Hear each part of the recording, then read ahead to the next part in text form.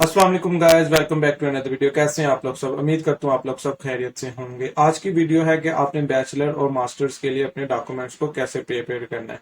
काफी स्टूडेंट जो है वो डॉक्यूमेंट से रिलेटेड मैसेजेस कर रहे थे कि इसके ऊपर एक डिटेल वीडियो जो है वो आप शेयर कर दें। तो आज की वीडियो जो है वो फुल ऑफ इन्फॉर्मेशन है, तो वीडियो के अंत तक जरूर देखिएगा और स्किप मत कीजिएगा।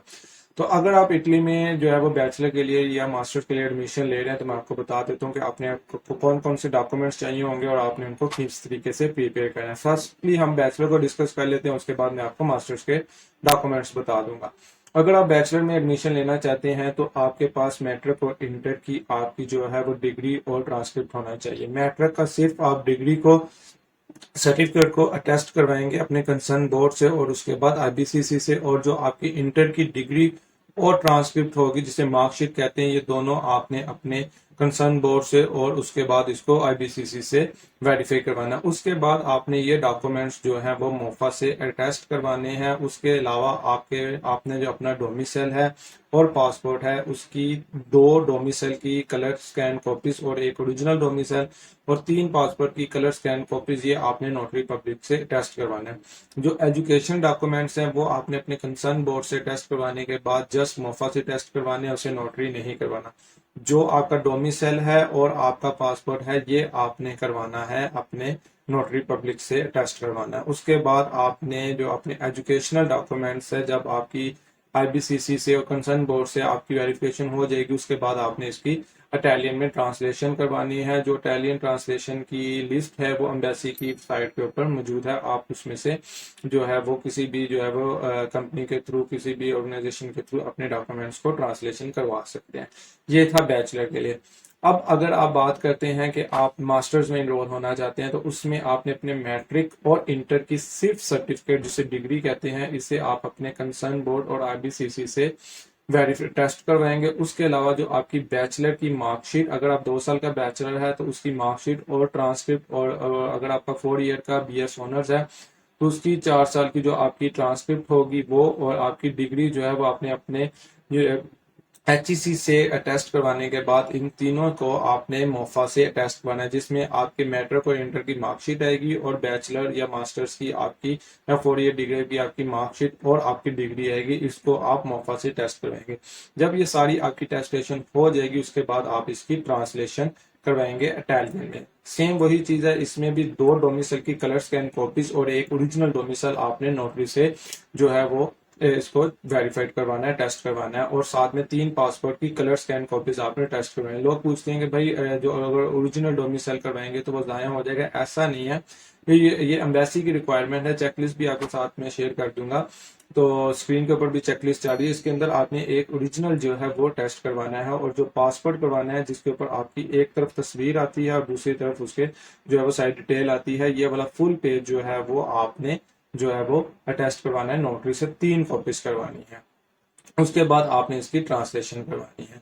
ये थी डीओवी की फाइल्स जो कि आपने प्रिपेयर करनी है, जिसके अंदर आपने अपने सारे डॉक्यूमेंट्स को, अगर मास्टर्स के लिए हैं तो कंसर्न बोर्ड आईसीसी से और फिर मोफा से टेस्ट करना है, और उसके बाद फाइनल आप इसकी ट्रांसलेशन करवाएंगे। अब अगर आप डीओवी फाइल प्रिपेयर कर रहे हैं इस्लामाबाद में, क्योंकि डीओवी चलती है, और कराची में जो है वो सीमिया चलती है, सीमिया के लिए डायरेक्ट आपने अपने जो डॉक्यूमेंट्स होते हैं वो जो है वो इटालियन एम्बेसी में जो कंसुलेट होता है उधर भेजने हैं। वहां से आपके जो डॉक्यूमेंट्स हैं वो वाया स्कैन ही भेजने हैं, वो आपको सीमिया बनाकर दे देते हैं। सीमिया की जो कॉस्ट आती है वो तकरीबन 150 यूरो से लेके 160 तक आती है, और जो डीओवी की जो कॉस्ट आती है वो, इसकी फीस है तकरीबन 8,500 से 9,000 फीस है, और डॉक्यूमेंटेशन के ऊपर आपके तकरीबन 10 से 15,000 लग जाते हैं।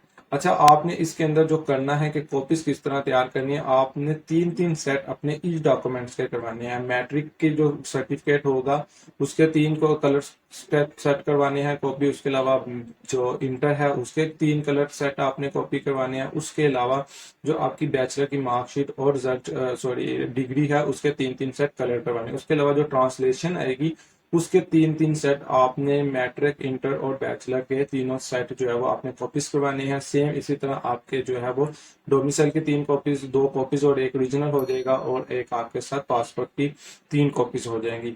ये आपकी डीओवी की मुकम्मल फाइल हो जाती है। उसके अलावा इसमें आपने जो एफआरसी लगाना है, एफआरसी जो है वो स्कॉलरशिप के लिए आपने मोफा से टेस्ट करवाना होता है। बाकी डीओबी के लिए एफआरसी की जरूरत नहीं होती कि उसको आप टेस्ट करवाएं, वो आपने सिंपल अपनी जो है वो नादरा से उसको जो है वो लेंगे और साथ उसकी कॉपी लगा देंगे। इसको कहीं से भी टेस्ट करवाने की जरूरत नहीं है फॉर वीजा पर्पज के लिए। हाँ, स्कॉलरशिप के लिए इसकी जरूरत होती है। उसके अलावा इसके अंदर जो आपने डॉक्यूमेंट्स लगाना है, आयट्स जो है वो अगर आपकी यूनिवर्सिटी आपको रिक्वायर करती है तो फिर जरूरी है, अगर नहीं करती तो फिर आपने इंग्लिश प्रोफिशिएंसी लेटर इसके साथ लगा देना। उसके अलावा आपके पास वाइट बैकग्राउंड के जो है वो अंदर जो है वो 3 से 4 जो है वो पिक्स होनी चाहिए, जो कि आपकी वीजा फाइल में भी यूज हो जाएंगी। डीओबी के अलावा इसके अंदर जो आपकी ये डीओबी की जो कंप्लीट फाइल है ये आपकी प्रिपेयर हो जाती है, जिसके अंदर आपके एजुकेशनल डॉक्यूमेंट्स आ जाते हैं।